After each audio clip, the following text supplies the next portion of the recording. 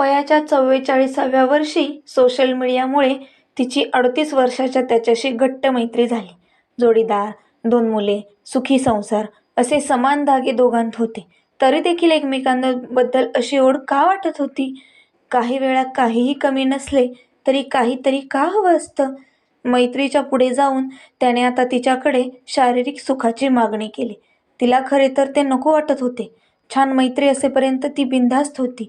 पण आता मात्र त्याच्या गोड बोलण्याने तिची द्विधा मनस्थिती होत होती. मनाच्या एका उत्कट क्षणी तिची पावले त्याच्याकडे वळालीच.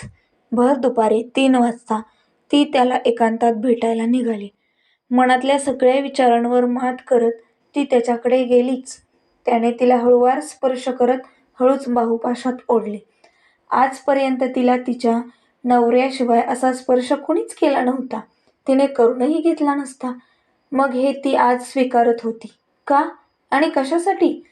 तिला आठवला 7 वर्षांपूर्वीचा तो प्रसंग. तिच्या बाळाच्या देखभालीसाठी ठेवलेल्या 20 वर्ष वयाच्या मदतनीस मुलीला आणि आपल्या नवऱ्याला नको त्या अवस्थेत तिने पकडले होते. खूप उद्ध्वस्त झाली होती ती. त्यामुळेच आपल्यात काय कमी होते म्हणून नवऱ्याने असा अपमान करावा?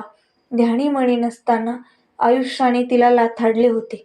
नवऱ्याने माफी मागितली. माझा पाय घसरला. परत असे होणार नाही बोलला.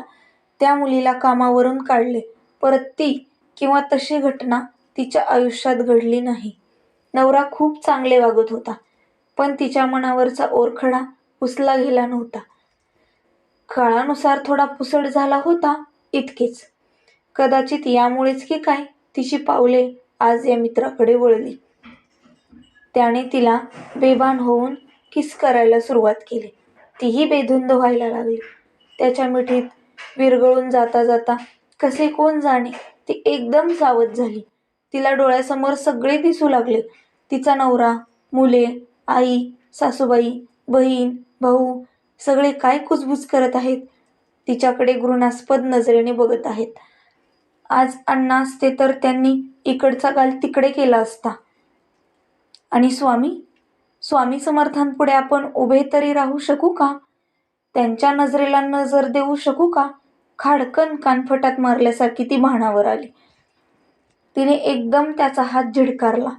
त्याच्या मिठीतून स्वतःला सोडवून घेत आपण इथेच थांबूयात म्हणून त्याला विनवू लागली. तोही तसा धूर्त होता. पहिल्याच प्रत्यक्ष भेटीत थोडे आवर्ते घेऊ, सगळे एकदम नको म्हणून त्यानेही तिच्या कलाने घेतले. तिने सुटकेचा निश्वास टाकला आणि ती धावत पळत घरी आली. संध्याकाळ होत आली होती. आल्या आल्या ती अंगावरच्या कपड्यांनीशी शॉवरच्या थंडगार पाण्याखाली उभी राहिली. कितीतरी वेळ. सगळ्या भावना, लोभ, मोह, इच्छा वाहून जाईपर्यंत. शॉवरच्या पाण्याबरोबर तिचे डोळेही पाझरत होते. मन आणि शरीर थंडगार होईपर्यंत ती तशीच निथळत होती. नंतर शांतपणे आवरून आली. देवघरात आली. तो सासूबाईंनी तिला उशीर झाल्यामुळे आधीच दिवा लावला होता आणि तिला तुळशीतला तेवढा लाव ग म्हणाल्या. दिवा घेऊन ती अंगणात तुळशीपाशी आली. पण आज दिवा ठेवताना तिचा हात थरथरत होता. दिवा ठेवता क्षणी तुळस शहारून आली असे तिला सुद्धा जाणवले आणि ती सुद्धा शहारली. त्याच वेळी तिच्या मनात आले, आपल्या नवऱ्याने ती चूक केली म्हणून आपणही ती चूक करायला पात्र आहोत. तो आपला अधिकार आहे असे आपल्याला वाटलेच कसे? पण तिच्यावरच्या खोल संस्कारांमुळे तिने हे वाटणे धुडकावून लावले आणि त्याला कधीही न भेटण्याचा तिने निश्चय पक्का केला. घरात येऊन तिने मोबाईलचे नेट ऑन करून त्या मित्राला ब्लॉक करून टाकले.